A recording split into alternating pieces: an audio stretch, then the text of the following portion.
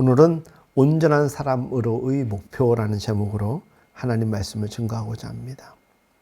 우리는 하나님께서 자신을 설명하시는 하나님의 역사, 하나님의 시간 속에 살아가고 있는 존재들입니다. 하나님은 우리를 만드셨고 목적하셨고 우리로 기뻐하십니다. 오늘 우리가 본문에서 읽었던 것 같이 우리가 다 하나님의 아들을 믿는 것과 아는 일에 하나가 되어 온전한 사람을 이루어 그리스도의 장성한 분량이 충만한 데까지 이르러야 한다는 것이죠. 이르러야 한다는 것이에요. 성경은 이렇게 선언하고 있는 것입니다. 그런데 이러한 하나님의 의도가 세상에서 특별히 하나님을 믿는 우리조차도 하나님에 대하여서 우리 기독교에 대하여서 잘못된 인식과 접근을 하는 경우가 얼마나 많은지 모릅니다. 그저 하나님은 신에 불과하다고 여기는 존재가 참 많습니다. 그리고 하나님의 그 절대 권력 앞에 우리는 무익한 존재로 우리 스스로를 폄하할 때도 참 많죠. 신에게서 무엇을 보상받고 싶거나 신을 만족시키고 싶으면 빌어야 된다는 식으로 기복적 신앙으로 하나님을 믿는 이들도 참으로 참 많습니다. 그러다 보니까 하나님마저도 두려워하고 하나님마저도 우리의 구걸의 대상으로 여길 때가 참 많습니다. 참 사랑의 하나님은 우리에게 그렇게 우리가 그리하기를 원하지 않으십니다. 어떤 보상의 대상으로서 우리가 하나님께 나아가기를 원하는 것이 아니라 먼저 우리에게 베푸시는 그런 분이시죠. 기독교 신앙 속에서도 이런 일반적인 신앙에 대한 개념 이해가 되지 않으면 우리가 하나님께 예배하고 하나님을 믿으면서도 잘못된 신앙생활을 할 수도 있다는 것을 우리가 늘 염두에 두었으면 좋겠습니다. 어쩜 오늘 말씀은 우리가 더 나은 그리스도인이 되기 위한 새로운 이해를 우리에게 요청하고 있는지도 모릅니다. 구약의 율법에 관한 말씀은 어쩌면 율법이라는 것이 우리의 삶의 경기장이라고 이야기를 하는 그 비유와 같은 것입니다. 하지만 신약에 들어오면 경기장에 있는 것이 우리에게 중요한 것이 아니라 그 경기를 해야 하는 방식에 대하여서 우리가 교회에 다니는 것이 중요한 것이 아니라 어떻게 하나님을 믿어야 한다는 것에 대하여서 신약은 예수를 통하여서 우리에게 알려주고 있는 것이에요. 그라운드에 있는 것으로서 선수가 존재하는 것이 아니라 좋은 선수는 좋은 결과를 위하여 노력하고 최선을 다하는 것이죠.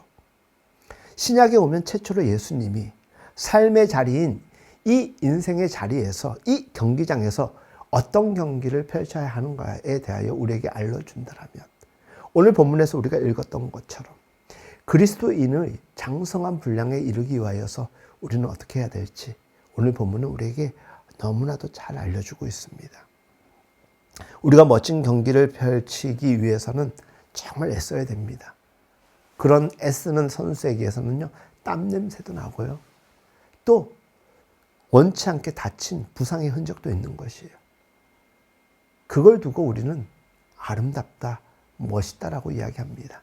일상적 삶의 모습으로 보기에는 좀 무서워 보이고 지저분해 보입니다.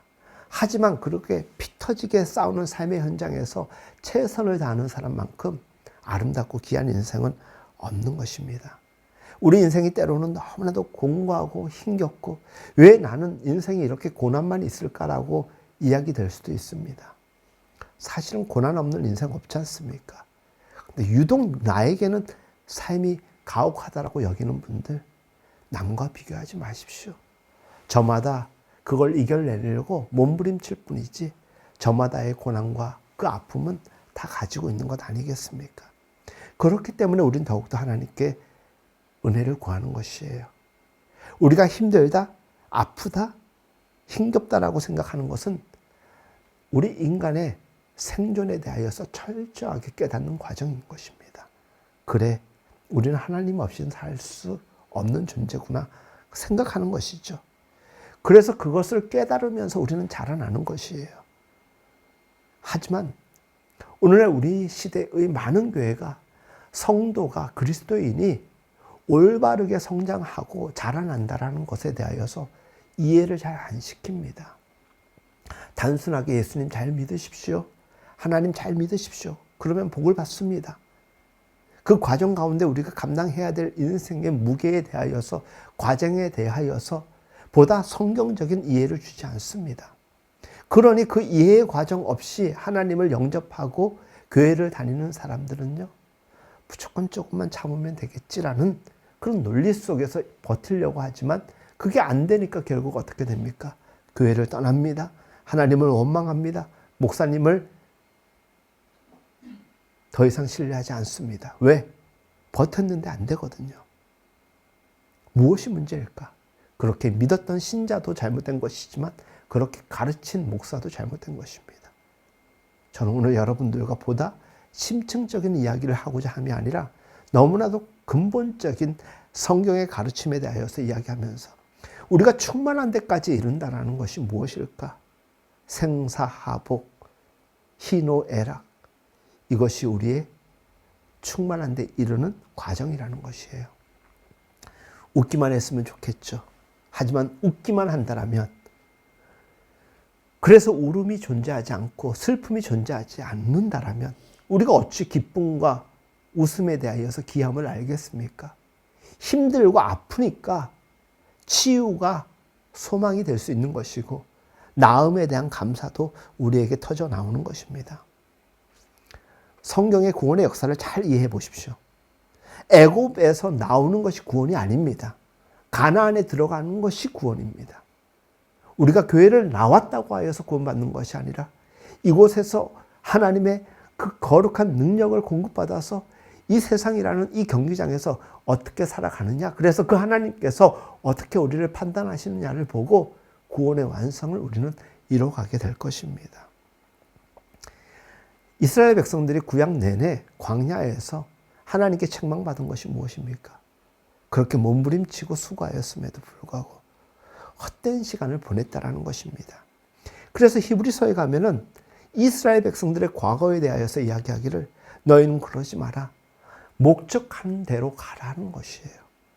교회를 다니면서도 온전한 신앙의 방향성을 가지고 하나님이 원하시는 그 길로 가지 아니하고 자기 방식대로 자기 뜻대로 살아가는 이들이 얼마나 많은지 모릅니다.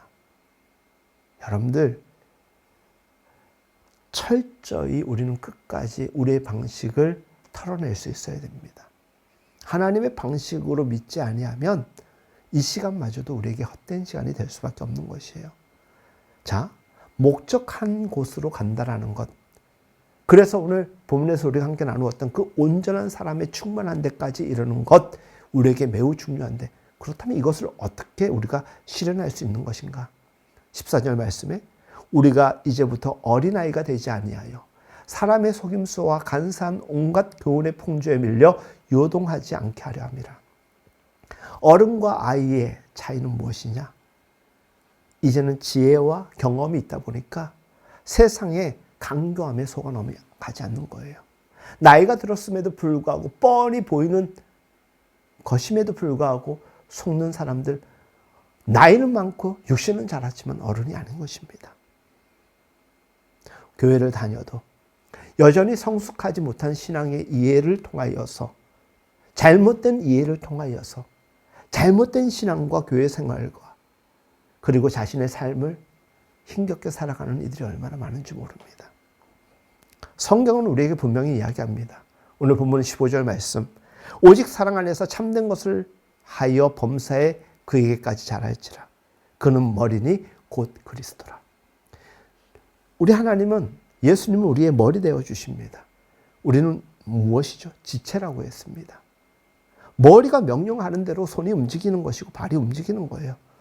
머리 된 그리스도가 우리에게 말씀하시면 그 말씀대로 따라야 되는 거예요. 그게 우리의 신앙적 양심인 거예요. 근데 하나님은 우리에게 끊임없이 말씀하시는데, 그래서 우리가 생각은 하는데, 마음도 하나님과 공유하는데, 한편으로는 우리의 손과 발을 우리 스스로가 우리의 명령으로 호출할 때가 얼마나 많습니까? 기독교는 사랑이라고 했습니다. 왜? 하나님이 우리에게 사랑의 하나님이 되어주셨기 때문에. 사랑은 무엇입니까? 주는 것입니다. 베푸는 것입니다. 이유와 조건이 없습니다. 그래서 그 은혜를, 그 그 사랑이라는 이름으로 받은 사람들은 이유와 조건 없이 세상을 바라보면서 베풀고 사랑하는 것입니다. 두려움이 없습니다. 왜? 하나님만큼 우리에게 좋은 분이 없기 때문에, 그분이 우리와 함께함을 믿기 때문에 두려운 것이 없는 것이에요. 장성한 분량에 이르렀다라는 것은 흔들림이 없는 상황에 이르렀다라는 것입니다. 그런데 그 흔들림이 없는 사람은 어떤 존재, 어떤 자리에 이르는 것인가? 하나님이 나와 온전히 함께 하시구나라는 것에 대한 확신이 있는 사람인 것입니다. 그래서 교회에 오면 그 믿음의 온전한 분량에 이른 사람을 보면 평안이 보이는 것이에요. 굳은 결기가 보이는 게 아니라 화평해 보이는 것이에요. 근심 걱정 없는 사람이 이 세상에 어디 있겠습니까? 그럼에도 불구하고 그 문제를 두고 소망 가운데 바라보는 것이에요. 사랑하는 여러분, 성경은 우리에게 제시합니다. 사랑에 대하여서, 영생에 대하여서 이야기합니다. 영생이라는 게 무엇입니까? 끝없는 자리예요. 끝이 있으면 영생이 아니죠. 우리는 그 영생의 삶을 살기 위하여서 그냥 감나무 밑에서 입 벌리고 살아가는 존재가 아니라 끊임없이 하나님 앞에 요청하고 그때 깨달음을 우리의 삶의 자리에서 반복적으로 노력하는 것입니다. 그것이 바로 우리가 신앙의 풍성함에 이르는 것이에요. 그 신앙의 풍성함에 이른 사람은요, 늘 감사만 터져 나오는 것이 아니라 불평불만도 터져 나옵니다. 그런데 그것은 소스일 뿐이지 그것을 통하여서 만들어내는 요리는 별미가 되는 거예요. 여러분들 되게 음식 다 좋아하시죠? 그렇죠? 김치찌개를 끓입니다. 오늘은 날도 좀 별로 우중충한데 아주 매콤하고 시원한 김치찌개를 좀 끓여 먹고 싶은 거예요. 그런데 여러분들, 맛있는 돼지도 넣어야 되고요, 맛있는 고춧가루도 들어가야 됩니다. 고춧가루만 먹으면 맛이 어떨까요? 뒤집니다. 뒤져. 돼지고기, 좋은 고기 샀다고 해가지고 그 씹어보십시오. 바로 토해낼 겁니다. 버무려지는 것이에요. 인생의 묘미는 버무려지는 거예요. 이 흙탕 속 세상사에 하나님의 은혜가 막 버무려지는 거예요. 은혜인지 고통인지 하나님이 살아계신지 안 살아계신지 모를 정도로 막 비벼지는 거예요. 비벼지면서 참된 맛이 우러나오는 것이에요. 거기에서 발견되는 그 맛이 하나님의 은혜고 하나님의 살아계심인 거예요. 그 진리를 삶의 자리에서 깨달은 사람은요, 하나님을 절대로 의심하지 않겠죠. 요동치 않겠죠.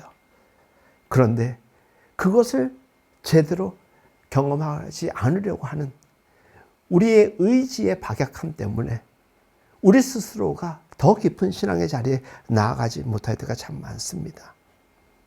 잘못된 과정 가운데서 잘못된 성장을 이루는 사람들 참 많습니다. 사랑하는 여러분, 에베소서 1장에 보면 이런 찬양의 고백이 있습니다. 찬송하리로다. 하나님 곧 우리 주 예수 그리스도의 아버지께서 그리스도 안에서 하늘에 속한 모든 신령한 복을 우리에게 주시되 곧 창세전에 그리스도 안에서 우리를 택하사 우리로 사랑 안에서 그 앞에 거룩하고 흠이 없게 하시려고 그 기쁘신 뜻대로 우리를 예정하사 예수 그리스도로 말미암아 자기의 아들들이 되게 하셨으니 이는 그가 사랑하시는 자 안에서 우리에게 거저 주시는 바 그의 은혜의 영광을 찬송하게 하려는 것이라. 하나님은 우리에게 복을 주시기를 원하시는데 그 복을 깨닫는 과정 가운데서 우리는 여러 가지 것들을 경험하게 될 것입니다. 그런 과정의 시간을 통하여서 어떻게 되냐? 은혜의 영광을 하나님께 찬송으로 올려드릴 수 있게 된다는 것이죠. 결국 우리를 어디로 인도하느냐? 그리스도 예수 안에서 우리에게 거저 주시는 바 그의 은혜의 영광이라는 것입니다. 그러니 그 은혜의 영광은 우리로 하여금 하나님께서 굴복시키는 게 아닙니다. 우리로 하여금 조르라고 이야기하는 것 아닙니다. 비는 정도의 개념이 아닙니다. 터져나오는 감사로 인하여서 감당할 수 없는 기쁨으로 우리를 인도해 주시는 것이죠. 이런 신앙을 제대로 깨달으면 우리가 일희일비하지 않습니다. 교회를 다니면서도 은혜에 충만하면서도 어느 순간 나락으로 떨어지고 정신적 피폐함에 처해 있는 이들 참 많습니다. 신앙이 좋은 사람은요, 그 피치가 최고치를 찍는 사람이 아니라 언제나 고름을 유지합니다. 그래서 신앙인에게 있어가지고 평화라는 것이 매우 중요한 것은 너무 좋아도 들뜨지 않습니다. 너무 고통스러워도 바닥을 치지 않습니다. 왜? 내 인생 내가 살아보니까 그게 전부가 아니라는 것을 깨달아 알기 때문입니다.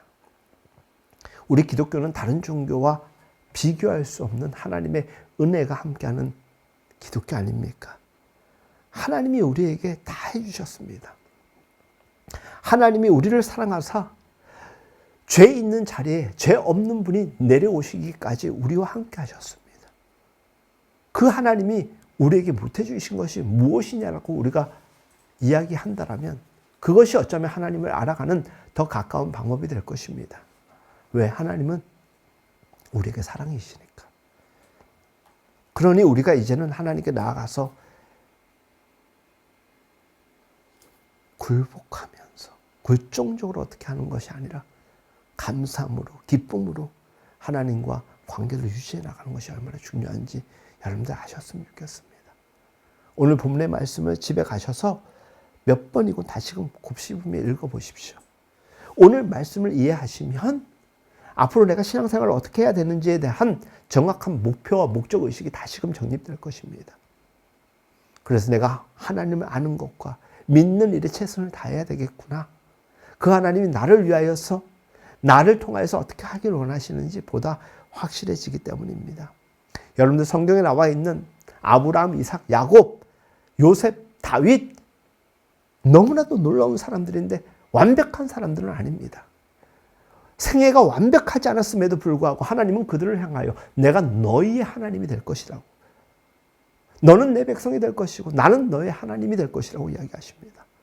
완벽하지 않았음에도 불구하고 하나님이 원하시는 믿음과 신앙의 기준에 부합하지 않음에도 불구하고 하나님은 언제나 변함없이 세상 사람들을 향하여 지금도 오늘 시대를 살아가는 우리들에게 그렇게 대하고 계시다라는 거예요. 우리가 완벽해서 하나님이 우리를 선택한 건 아니지 않습니까? 믿음이 시작된 그 이후로부터 우리가 온전한 믿음으로 이룬 것도 아님에도 불구하고 여전히 하나님은 우리를 사랑하십니다.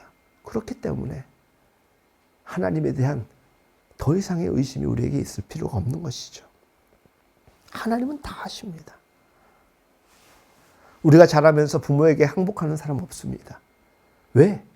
자기에게 일어나는 모든 일을 부모가 다 해줄 수 없다는 것을 알기 때문입니다. 그런데 부모는 안타깝게 뭐라고 이야기합니까? 가끔 자식을 키우다 보면은 너무 이해가 되지 않고 이해시킬 수도 없을 때 부모들이 툭 던지는 말 중에 이런 말이 있죠. 너 커봐. 너 살아봐. 아무리 말로 설명을 하려고 해도 이해를 못하는 자식을 향하여 부모가 그 말을 할 때는 내가 하는 말이 정말 너에게 주고 싶은 이 말인데 너 더 이상 깨닫지 못하는 거 보니까 내가 어떻게 해줄 수가 없는데 너 커봐. 이 말은 뭡니까? 내 말 절대로 틀린 것이 아닐 거야. 살아보면 너 알게 될 거야. 혹시 부모가 그런 얘기 할 때가 있으면 그 말은 꼭 붙여주십시오. 지금 당장 이해되지 않아도 그 말은 분명히 진리일 것입니다. 하나님은 살아계십니다. 제가 여러분들께 말씀을 드리는데 하나님 살아계신데 살아계시고 사랑하시는데 왜 내 인생이 이렇습니까? 라고 이야기하는 거예요. 제가 여러분들한테 좀 더 잘 믿어보세요. 좀 더 살아보세요. 제 말이 틀리나? 이렇게 얘기하면 너무 무책임한 목사처럼 보이잖아요. 근데 그 말밖에, 말이 끊어진 자리에서는 그 말밖에 할 수가 없어요. 그럼 어떻게 할래요? 그냥 포기하고 우리 그만 교회 다닐까? 이럴 수는 없지 않습니까? 성경은 일관성 있게 이야기를 합니다. 하나님에 대하여서 뭐라고?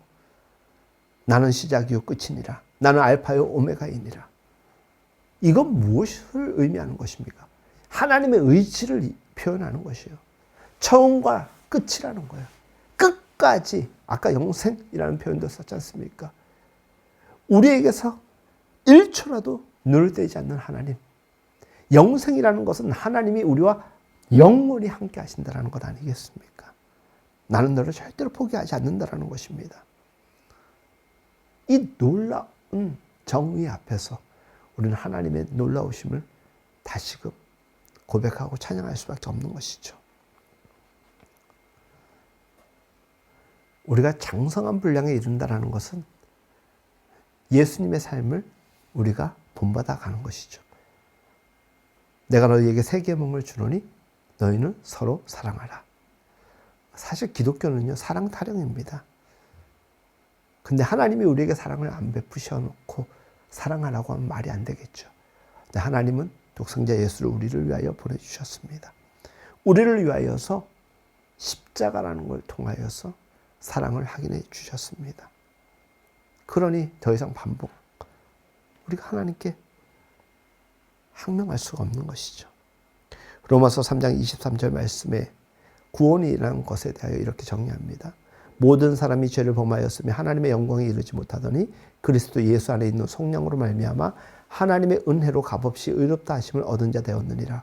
이 예수를 하나님이 그의 피로써 믿음으로 말미암는 화목 제물로 세우셨으니 이는 하나님께서 길이 참으시는 중에 전에 지은 죄를 관과하심으로 자기의 의로우심을 나타내려 하심이니 곧 이때에 자기의 의로우심을 나타내사 자기도 의로우시며 또한 예수 믿는 자를 의롭게 하려 하심이라. 구원에 대하여서 많은 단어가 나오죠. 은혜라는 단어, 값없이라는 표현, 믿음으로 그의 피로 그리하여 의를 만들었다는 것입니다. 굴복을 만들었다가 아닙니다. 겁을 줬다가 아닙니다. 겁박하는 은혜가 아니라는 것이에요. 하나님도 의롭고 우리도 의롭게 하시는 하나님의 당신의 방식대로 우리에게 늘 사랑으로 한결같이 다가오십니다. 하나님의 의지는 언제나 우리를 주체적으로 이끌어 가십니다. 우리는 순종하는 것이죠. 쉽게 얘기하면 따라만 가면 되는 것입니다. 따라가는 자는 자기가 따라가야 될 대상에 대하여서 자기의 의지와 판단을 맡기는 것입니다. 그리스도의 장성한 분량에 이른다는 것은 하나님의 뜻과 방식에 우리를 맞추는 것이지 그걸 가지고 타협하면서 내 것으로 체득화시키는 것이 절대 아닌 것입니다. 사랑하는 여러분, 저는 여러분들이 예수님 잘 믿는 사람이 되었으면 좋겠습니다. 그리스도의 장성한 분량에 이른다는 것은 하나님을 잘 알아가고 있는 삶의 과정에 있으라는 것이에요. 오늘에 만족하지 아니하고 끊임없이 하나님에 대하여 연구하는 것이에요. 그게 무엇입니까? 말씀 보고 기도하면서 하나님에 대하여서 알아가는 것이겠죠. 사랑하는 여러분, 이 험난한 세상 어떻게 살아가시겠습니까? 우리 이제 알 만큼 알지 않습니까? 내 힘으로, 내 의지로, 내 판단으로 몸부림쳐도 안 된다는 것 우리 알았지 않습니까? 경험했지 않습니까? 그러니 이제는 하나님께 완전히 내어 맡기고 더 우리가 행복하게 더 은혜 안에서 살아가는 것은 하나님을 더 풍성히 아는 것밖에 없습니다. 학교에서 공부하는 거 중요하고 사회적 지식을 습득하는 거 매우 중요합니다. 하지만 그거와는 비교할 수 없는 하나님을 알아가는 일에 여러분들 더 노력하시기를 바랍니다.